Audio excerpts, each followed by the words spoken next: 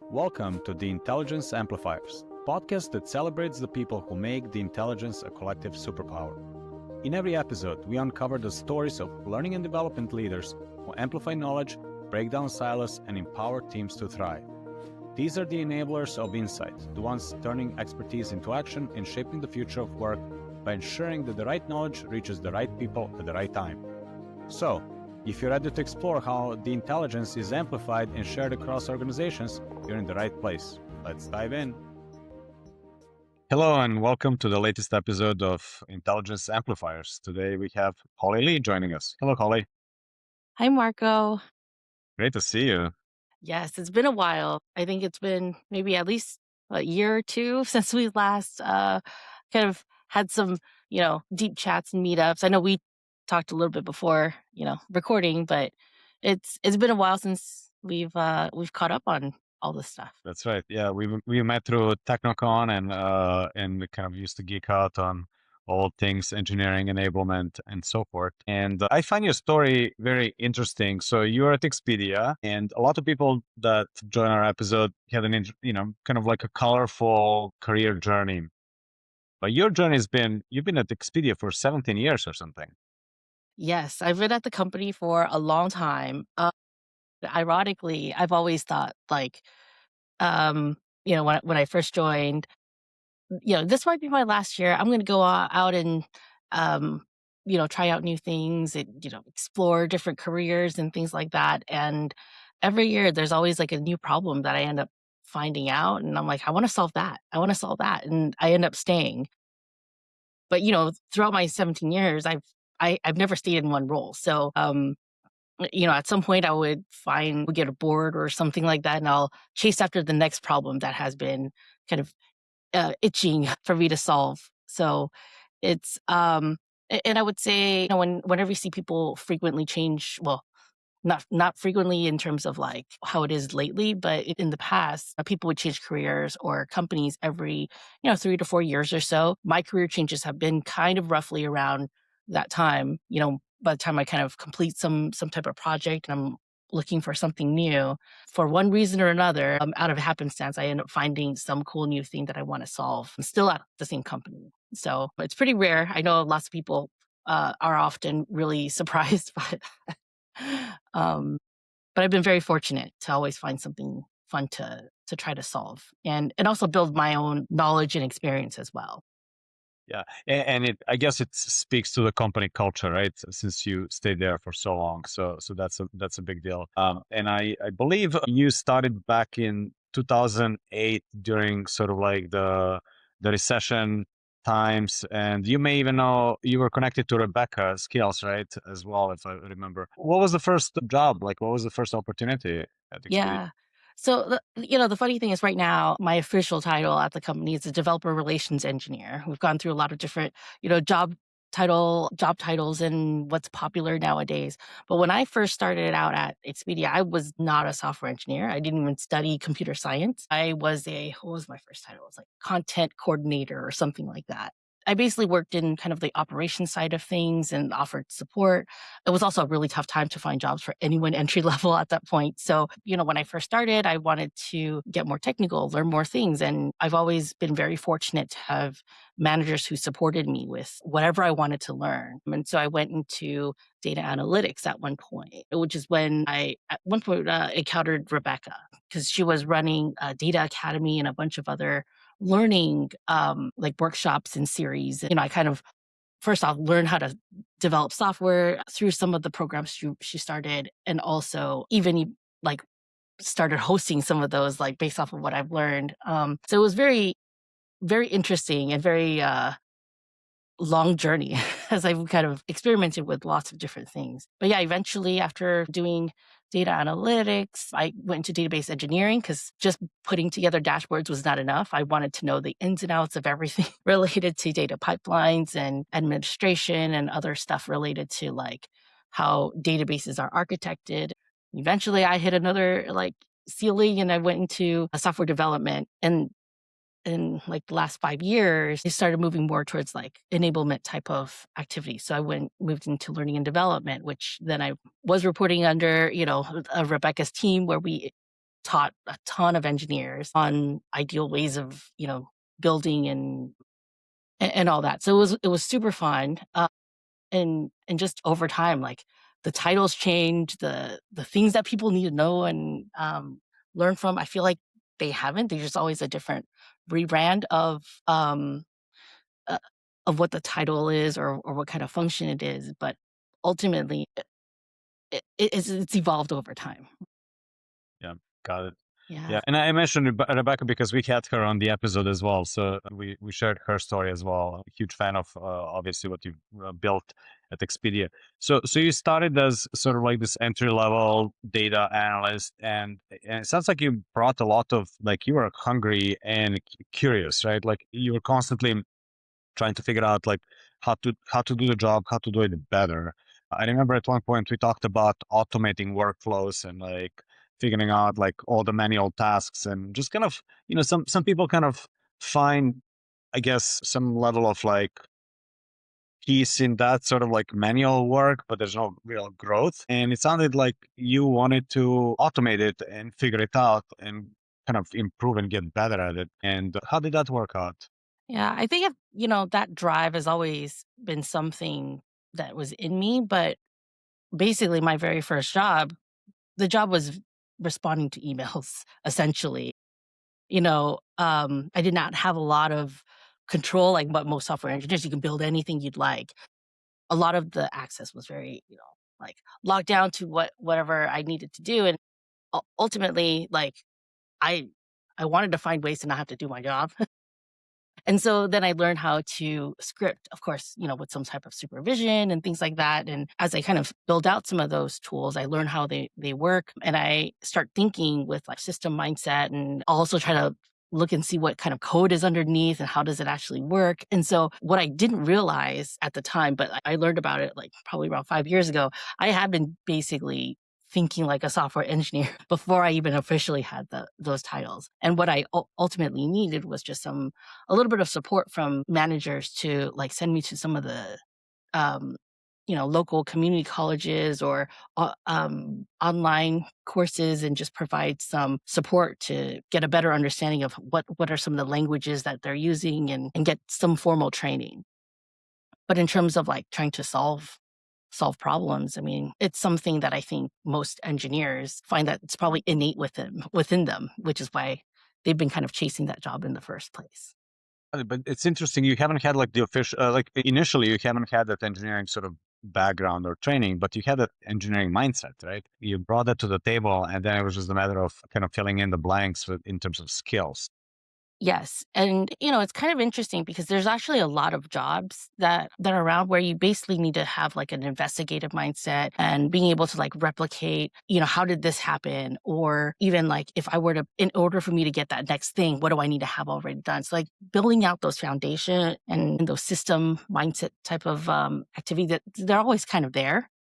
It just whether you actually code or not to solve that problem is just a matter of just learning the language and maybe the tools that the current people are using nowadays. And I think even looking back, when I first started learning how to code, the tools are all very different now. So we're always having to relearn. And, especially in the last 10 years or so, I've always felt like I'm learning every year.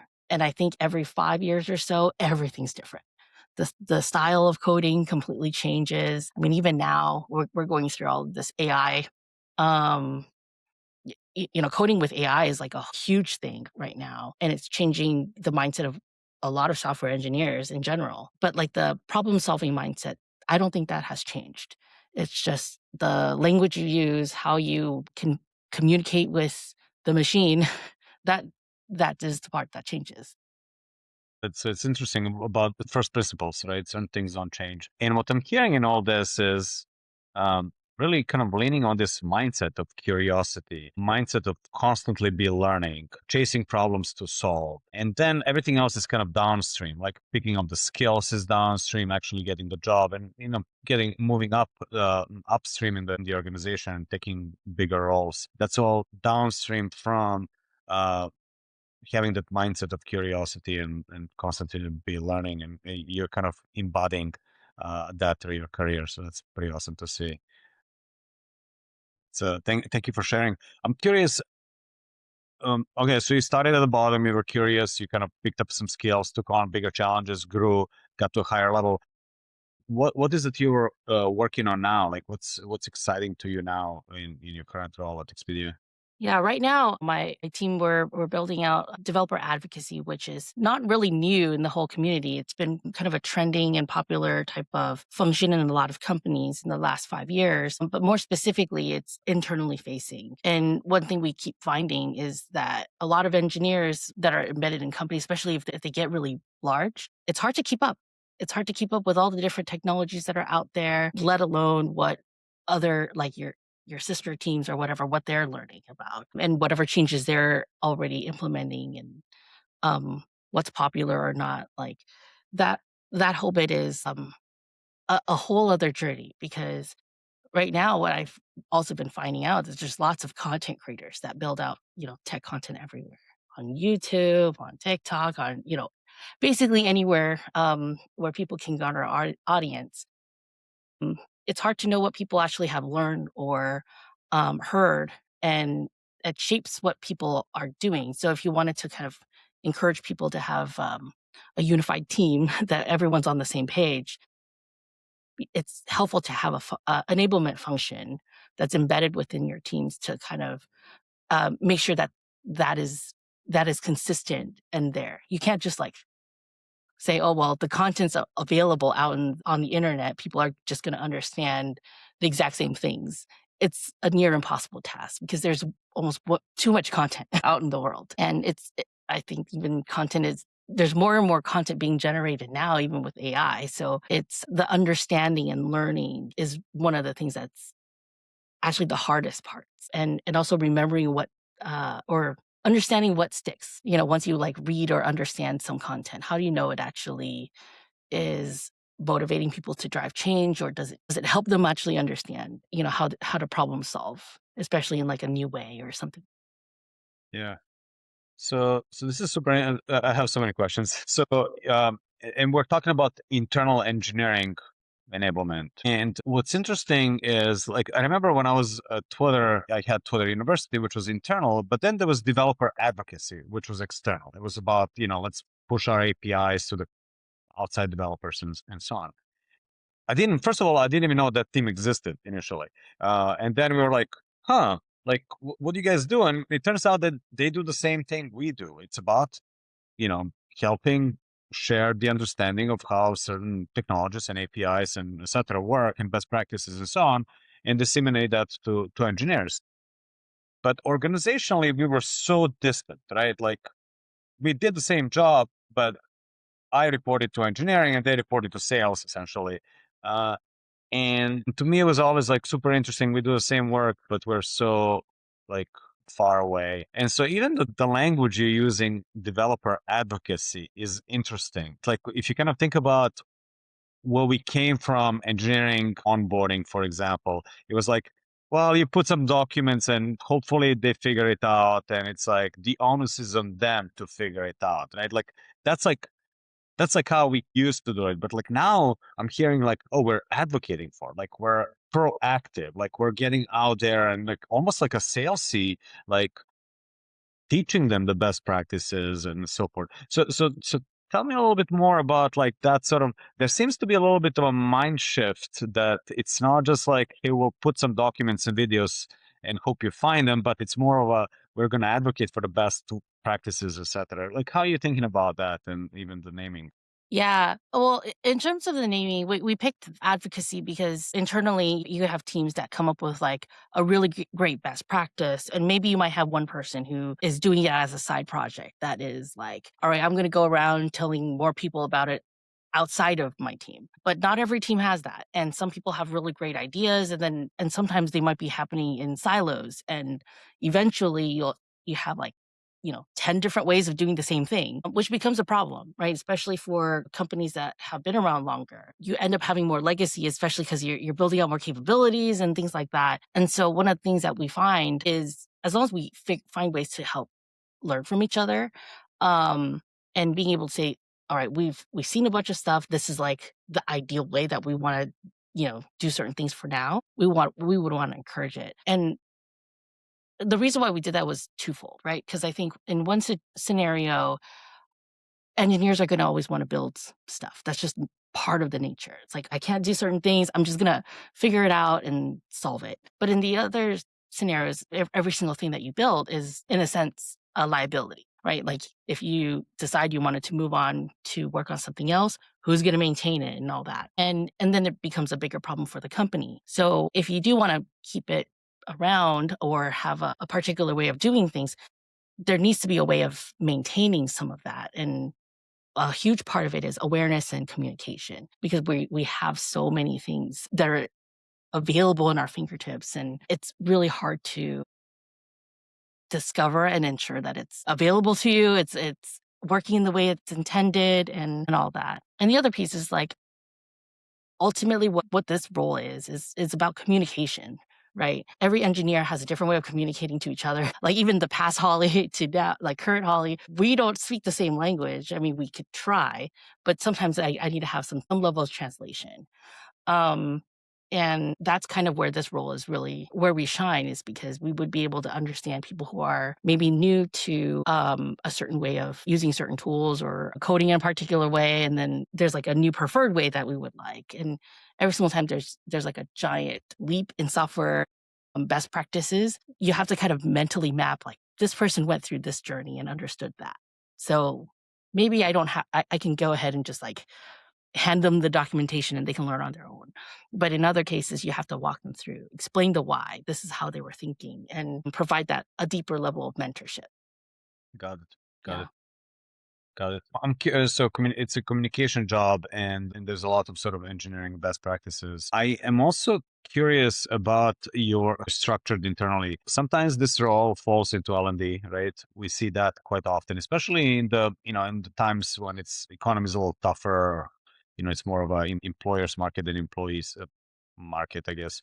And so with you, it's squarely in engineering. So this is an engineering role, not an L&D role. So that's one thing that's interesting that I wanted to double click on. Second thing that I remember you and I talked about is also something about measuring the impact, right? Like how do you close the loop? And I'm curious, like, you know, why did Expedia choose to fund this as an engineering function as opposed to HR L&D? And how do you actually kind of close the loop and justify your existence? Presumably that's important as well.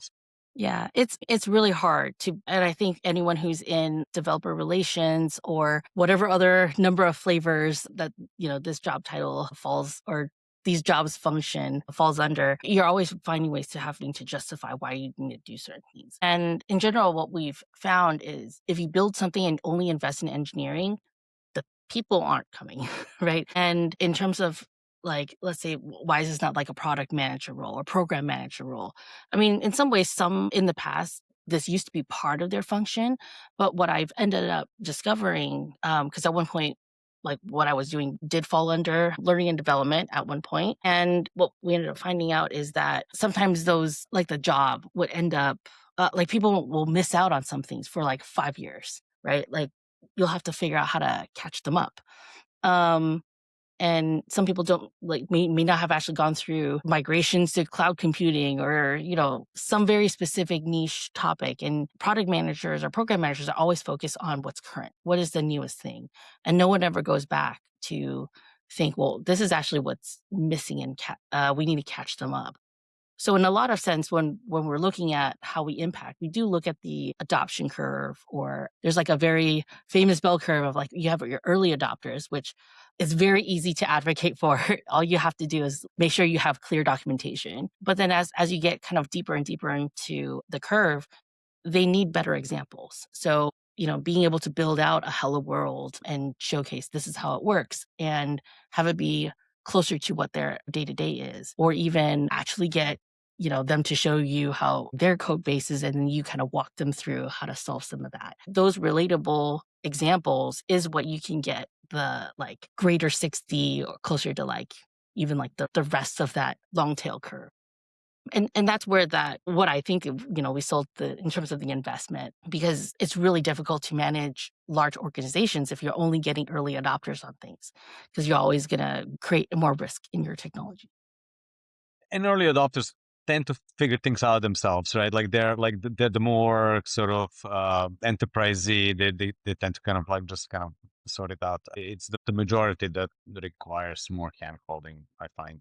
Yes. But the other thing is, with the early adopters, they're also very flighty, right? So they're always going to want to try out the new thing. When MCP servers was like a thing a couple of years ago, they're the ones that are going to be building it, but then who's going to use it? And so that's going to be the remainder of the greater 80% that doesn't really either have the opportunity or interest or whatnot to always be looking out at the latest and greatest. And it's also hard to do everything with the latest and greatest. So you have to kind of work with some of the early adopters of some of those to really, well, I see them as mentors that help me understand why does it that they love certain tools or certain ways of working. And then we'll use that as ways to kind of help set the standard or have them like validate that this is actually something we would want to use.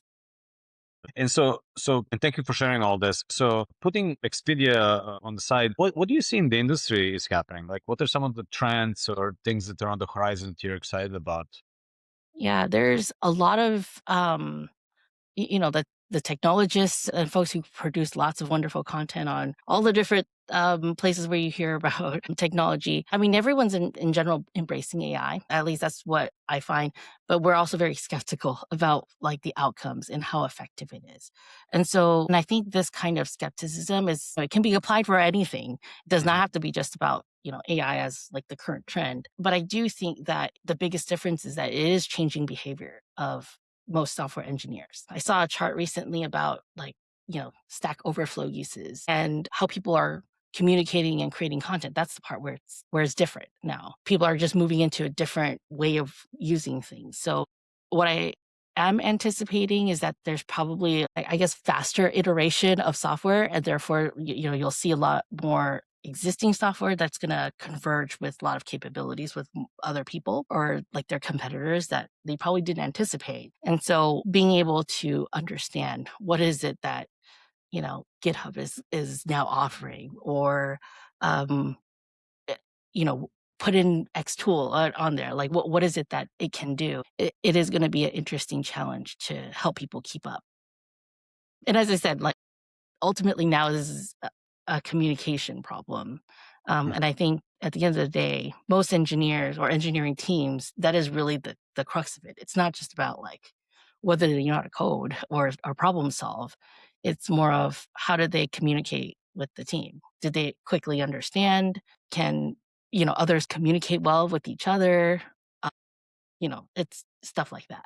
Got it. So basically, so it's AI is changing everything, and then if you kind of unpack that statement, so the workflows are becoming different, and communication between engineers. It's not just how I do my job using whatever Copilot or Cursor or whatever it is that you use, but also how does it interact with now other people on my team, right? So engineer communication. So that's one. But I also heard something about systems communication, right? So it's not just in addition to humans communicating, it's also how do we connect different systems, right? So and NCP servers, so whatever those methods are. So yeah.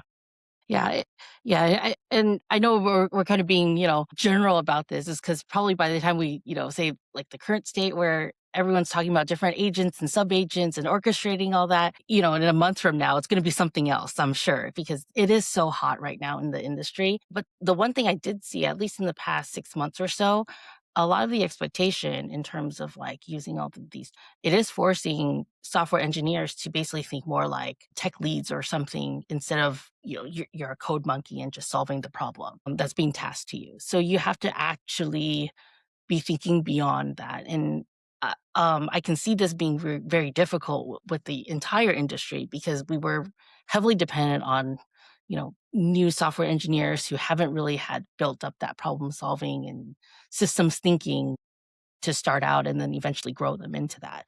We're actually asking people to ramp that up very quickly. It's something that I do think about quite a bit, and I don't know what that would turn up into in the next, for remainder of 2026. We'll have to see how that plays out. Yeah, it is. It is a little bit of a revolutionary change, right? Like in the past, in software development, at least we had, new framework this or new pattern that, and so that was in a way evolutionary. But now we're asking them to totally change their mindset, right? Like how they. It's not to your point. It's no longer about the being a code monkey and just shipping code, but it's like how do you even approach your work? How do you think about it? How do you reason? And it is changing quite a bit. It's interesting how we're seeing also gains in productivity in engineering with fewer engineers. It's now less about like, hey, let's scale the head count. It's more about let's scale the effectiveness of the existing head count, the existing team, and get them to work together. So yeah, Yeah. And, I know a lot of times people have, critiques for a lot of, I guess, C-suite and leaders and things of like they're always um, cost cutting, forcing mass layoffs and things like that, which is very painful. But what they're realizing is right now they still need people. But in general, if they were actively cutting folks in that way, they should also be thinking about, well, what other additional capabilities, you should be able to provide because if people are more productive, they should be able to build and have more capacity to think innovatively and come up with ways that will bring in more money. Blindly just saying, oh, well, we've been more like 10% more productive and then cutting 10% of your staff creates so much more disruption than like just saving 10% for the, you know, earnings report. It's not necessarily worth it. And in fact, if there were proper bets of like, well, each of those engineers is going to come up with 10 times more, um, cool or better ways of doing things, I would have bet for the latter because um, in some ways, being able to have different perspectives and actually really encouraging that is incredibly important. yeah, got it, got it. Cool. So thank you for sharing that the perspective on the industry. I want to kind of now go back to you and your journey. So you started as an entry level person almost 2 decades ago, and did a whole bunch of different jobs. All this chasing the next big problem, being curious, bringing that sort of mindset to the table, solving that, and kind of evolving with that. And now you're working in what's presumably the hottest thing in the industry, which is basically AI and enabling engineers to adopt that mindset and work on AI. So at a very tech forward company. So looking back at your career, what would be a piece of advice you would give to your younger self? That's actually a really good question because I think, I have no regrets in, what I've done so far. The way I think about it, every decision I made was what I probably would have chosen knowing what I've known then, right? Like I can't necessarily think, well, I should have studied, machine learning back when I was in college. Like I would never have actually picked that, right?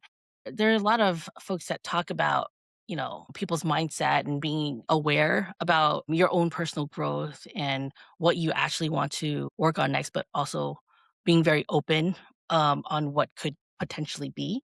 That is probably the most important thing is that take the time to really know more about yourself, learn and go and seek out what you could do because that's how all of the biggest changes in my career all ended up taking place. So my very first job, I had a very small side comment with my manager. I just wanted to learn more about technology. I just wanted to be a little bit more technical. And they sent me to a couple of classes and all of a sudden, I had a completely new title. And then, at one point I had a conversation with another colleague. I kind of want to learn more about software engineering, but at the time I was really scared of um feeling like I had to start over. Really, I didn't really, I mean, in some ways I had to learn how to code like a junior engineer at the time. Uh, but in essence I wasn't because I already knew what I wanted out of the code that I wanted or the out of the solution that I wanted to build. And so in some ways some of the things that I had, it complemented what I needed to learn. And when I made that change to learning and development, I wanted to learn how people retained information, how people learn and like brain stuff, like human stuff. And that was like another leap. And essentially it's just that embracing my curiosity, which I still, I've always done, and being able to trust that is probably what I would tell my past self, just keep on trucking. Got it. Yeah, I heard a lot of introspection, like going deeper inside and figuring out, like, for yourself, what is that kind of makes you click, and then being curious, and then that manifests externally. And yeah, that's super cool viewpoint. Yeah. Well, Holly, thank you so much for sharing your story. I got a lot out of it, and I really appreciate. Always great to see you. Always fair notes. So thank you.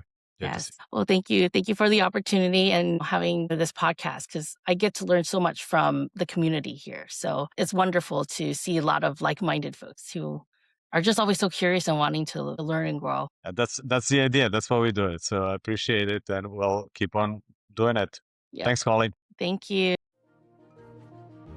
That's it for this episode of the Intelligence Amplifiers. If you like what you've heard, be sure to subscribe or follow so you don't miss out on the future episodes. And if you're interested in being a guest or have a question, check out the episode description for how to reach us. Also, don't forget to check out Plus Plus, the platform that makes collective intelligence at scale possible. Find out more at plusplus.co. Thank you for listening, and until next time, keep amplifying.